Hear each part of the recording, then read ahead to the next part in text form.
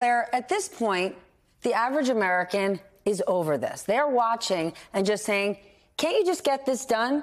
We work with people that we hate, but at the end of the day, we need to make sure our company is solvent. How come our lawmakers don't seem to see it that way? Well, first of all, let me tell you, I've seen this movie before. I've actually been in this movie before. So I know what's going on right now. Let me take you behind the scenes. There's going to be an election next year, and who holds the majority in both houses is going to be decided by independent voters in swing districts and swing states. It'll be independent voters in Ohio that Sherrod Brown will need. It'll be independent voters in Montana that Jon Tester will need. It'll be independent voters in a lot of places that Republicans need if they want to hold on to their seats in swing areas, like some of those congressional seats in New York. They are going to their leaders and they are saying, hey, listen, just know this. If we default, the independent voters are going to blame all of us. Independent voters aren't going to say that's the question. That's one person's fault or the other person's fault. So, and these leaders really need those people to win in order for them to hold on to power. So they want to help these people in swing districts with independent voters. That's why I'm going to tell you right now, bet it, we will not default. Boom, Claire said it. If we were to default, Dan, what do you think would really happen? Because the average person out there is like, I don't know, default, what does that mean to me? What should it mean to people? What it means right away is that we have unemployment at a 70-year low right now. So really think about that. All the businesses, the decisions that they make about CapEx, about hiring, that sort of thing. We're going to see. We don't know what CapEx means. Capital expenditures, the way that they deploy their capital to grow their businesses, right? And so if you think about this, we're going to see unemployment rise pretty aggressively off of this 70-year low. So that's one thing. The slowing of the spending, not just by businesses, but also by consumers, is likely to be the thing that puts us into recession. We spend a lot of time talking about, will there be a recession? Will there not be a recession? This would almost be a certainty. We have an economy that's starting to weaken right now. And if we do have this kind of sudden rise in really what would be borrowing costs, right? If the government defaults, that means the cost of the government borrowing is going to go up. You're going to see that across the economy at a time. And I'll just tell you this, with the consumer right now, you know, they have these savings rates that are going down. We've just seen them go, and we're seeing consumer credit go up really high. So it's a really pivotal time for just consumers, but also for businesses. And I think that would be the immediate knockoff effect. Your whole life is going to get a whole lot more expensive. What do you think, Claire, of President Biden's decision to cut his trip to Asia short? Obviously, everybody wants to visit Papua New Guinea, but at a time like this, probably not a good idea. Yeah, I think he felt like he has to go to the G7. There's too much going on in the world right now, and I think he needs to show strength at the G7. But he needs then to get back on that plane and get back here and finish this deal. And, you know, I think the deal will end up looking like some clawback on COVID money.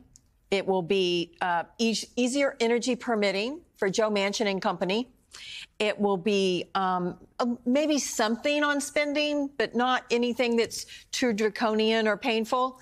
The real sticking point is going to be this work requirement that the Republicans have grabbed. And that's what a lot of folks are going to want to know what the details are, because the devil will be in the details on something like that. Luke, earlier tonight, we heard from House Minority Leader Hakeem Jeffries. He was at the White House today for that meeting. I want to share a bit of what he said. It seemed to be a better approach taken by my Republican colleagues in the meeting today in understanding the urgency of moving forward. The debt ceiling should be raised in a clean way, consistent with what was done under Democratic presidents and Republican presidents.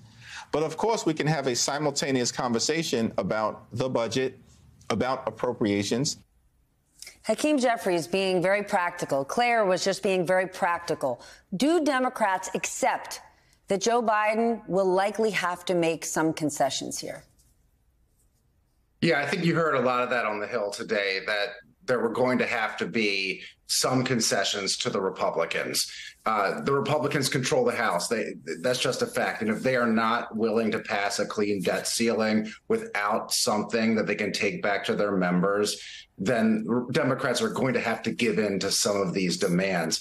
Now, I think they want them to be quite limited. Some of the things that Claire was just discussing are definitely on the table. You know, a cap, some permitting reform, perhaps some small cuts to spending, but not the draconian cuts that were in the House bill that was passed earlier this year. So they need to give Kevin McCarthy something that he can take back to his members, say, I fought for you guys, I've got this, rescinded COVID money, that sort of thing, without totally taking the economy over a cliff and causing widespread layoffs and economic ruin. Claire, can I lovingly push back on one thing? Sure. You have definitely been here before. You have been inside this movie. But we've never had a Marjorie Taylor Greene having the power that she does, right? We can't forget that it was 1 week ago, former President Donald Trump looked right at a TV camera and said, maybe we should default. That's different. Yeah, we didn't have a clown car in the House. A powerful one. Yeah, a powerful clown car. There was kind of a clown car in the making, but and it, by the way, pushed Paul Ryan out, pushed Boehner out. But it was still on the outside lane. It was still on the outside. Now it's in the fast lane. Now it's in the fast lane. So the issue is, will McCarthy push this even if the conservative crazies won't go along with it? And that means Marjorie Taylor Greene has to break up with Kevin McCarthy. And they have been in a serious... And he has said he's standing by that woman for life. Serious romance. So, and of course, he's looking, can they take him out as Speaker if he pushes against this group of people, the Biggs and the Marjorie Taylor Greenes and the Boeberts and all those crazy folks. So, he doesn't need them to pass this. There's plenty of votes to pass this without the clown car. The question is, can he remain Speaker if he actually defies the clown car on a final vote? Yeah, I think it's interesting. McCarthy didn't come out of the White House and do what he did last week and say, we passed a bill to raise the debt limit. And when you think about what was in that bill that his House passed, it's a lot of cuts that would really hurt a lot of, you were talking about independent voters that are going to determine 2024. There's a lot of cuts in his bill that would raise the debt limit that would hurt Republican voters in red states when you think about that. So to me, I don't think they had a bill ever that they thought would be bipartisan in any way, shape, or form. And I think the things that you just laid out there, budget caps, you know what I mean? Like some of this permitting, fine, have it, take it. We need it anyway. Right. And I think that those are some of the things, the red tape, I think that we can kind of agree on. And so to me, I think that was actually some really big progress from Speaker McCarthy.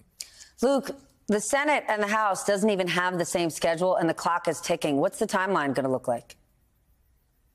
Yeah, I think there's only 3 days left this month where they're both in session. So that shows you how tight this timeline is. And that's why you heard Don't you think, Luke?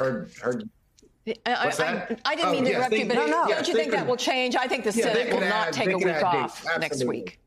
Yeah, they'll stay. Yeah, they can add dates, absolutely. Yeah.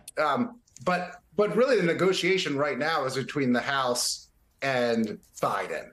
And you heard McConnell say, we're going to support whatever Kevin McCarthy and Biden work out.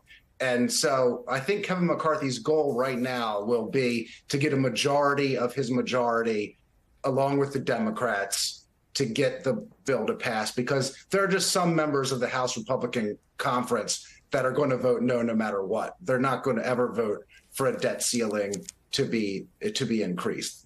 There's some hardliners like that. The Republicans have been having educational sessions about how bad it would be to go over the fiscal cliff, but there's some people who are just going to vote no matter what. So he's got to sort of count them out and try to pass it with some Democratic votes if they do want to avoid totally wrecking the economy.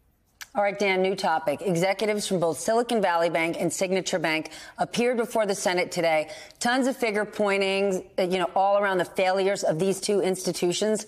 What was your takeaway? Yeah, well, it's interesting. I mean, I think Silicon Valley Bank, I think the, former CEO Becker took responsibility. I don't think he loved the line of ish. Listen, if they were regulated the way they were supposed to be regulated in the wake of the financial crisis. We can go back to 2018, where Republicans lobbied to roll back some of these regulatory actions against small and medium-sized banks. Silicon Valley Bank would have fit right within the stress test that a lot of the large banks, and they would have actually not been in the position. So I think that all the hemming and hawing that we had after the financial crisis about all the bank regulation that went in place, when you think about what happened into the pandemic that no one saw coming, that's why we have that regulation. That's why we have those strikes. And no banks went under during that. That's why these dudes are paid the big bucks. Yeah. Figure it out, boys. Don't put us in this situation.